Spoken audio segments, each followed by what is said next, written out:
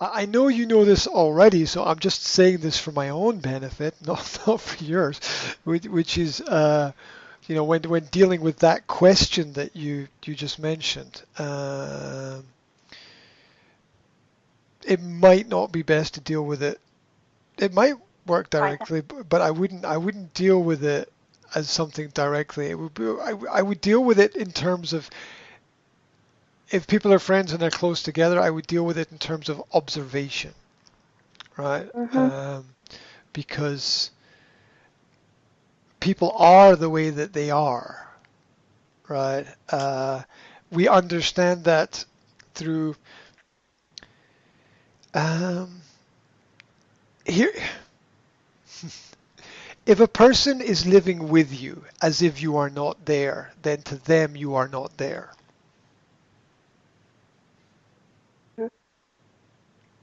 That could Mhm. that be seen could be seen in a wow, they're really able to focus on themselves. Isn't that fantastic? Right? Okay. Yeah. Right.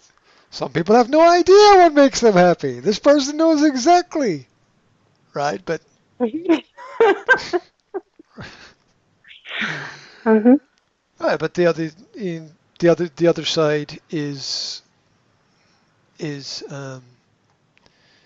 we're not alone, right? So right, yeah, respecting those it, respect should hmm, to well, in a holistic sense, to understand anything you have to look at both sides. You've got to look at respect and disrespect, right? You've got to look at what the other side is, and you shouldn't. Okay, number one, you shouldn't just respect people automatically, right? People respect is something to earn. Yeah, it really is. And if someone is disrespecting you, then for some reason you haven't earned their respect, which leads to the question, what do I have to do to earn your respect? Mhm. Yeah. What do I have to, because it's what do I have to do to earn your respect enough to have you not disrespect me? To which the common response is, but I'm not disrespecting you, which is not, to which the response is, I'm not, to which the response is, that's not true for me. Mhm. Because nobody wants to go down the road of examining respect and disrespect if they're already infringing on that boundary. Nobody wants to self-examine that. It's like asking the criminal, "Why do you steal?" Right? They don't want to. They don't want to examine it. They don't want to self-assess.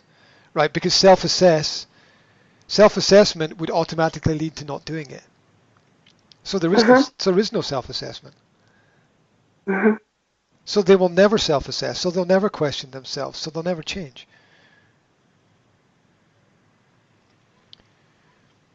So it's how do I. So it's how do I communicate this without offending too much the person, because the person's going to get offended. Either way, the person's going to get offended. Which is what do you, because you can't control their action, but you can control your action. What do I need to do for you to respect me enough to give me a little bit of peace when I need peace? Maybe. I mean, but you can only control what you do. So the only question you can ask somebody else is, what do I need to do? Mhm.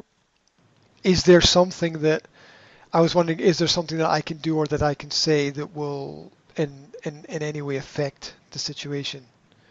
If someone is disrespecting me, the way I would approach it is I would ask them if there's something I can do. I would never ask them to change anything that they're doing, Mhm. because it's just pointless.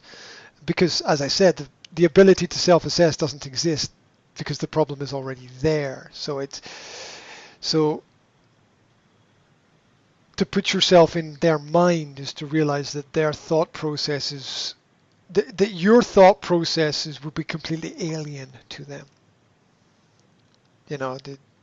Expressing to them that there's a certain level of disrespect is like saying to them, blah blah blah blah blah blah blah blah blah blah blah blah blah blah blah blah. Yeah, it's not. No fun. There's no point. There's absolutely no point. People, just if we look at what people do, it's just an expression of who they are, right? So it's interesting. Yeah. Never seek to change anybody else's behavior. Just seek to modify your own in the hope that it has some effect on others. Yeah, and that's the most we can hope for. Because the rest is just it's too big. It's too much. It's too personal for people. Too many people, like 99 people out of 100 take everything really personally, right? Yep. And it's very difficult to get around that point, because if you say to someone, don't take this personally, you're setting them up for... Don't drink and drive. Yeah. Yeah, that's a great example. Yeah.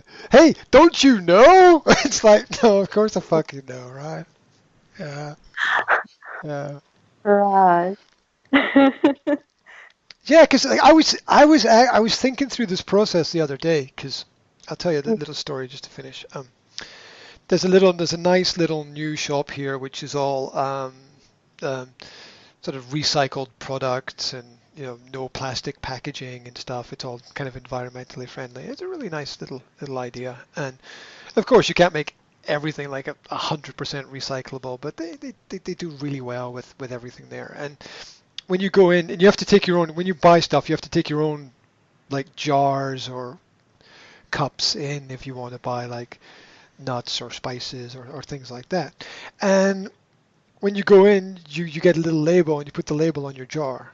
And then when you buy something, you put another little label on the jar. So these two labels get stuck on the jar. These two labels are really ugly, right?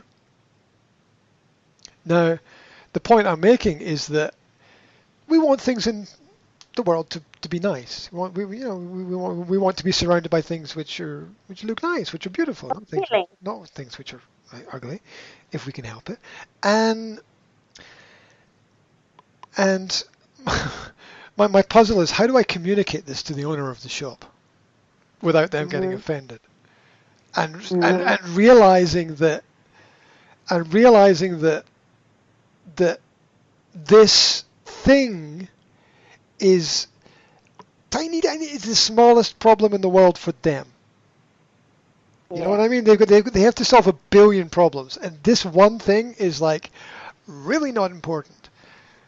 But as a customer there, you would like that to be changed. I would like that so that their labels don't look really bad on the jars and stuff. And I was puzzling through that in my head. How do I communicate this without? Have you found out the way how to tell them?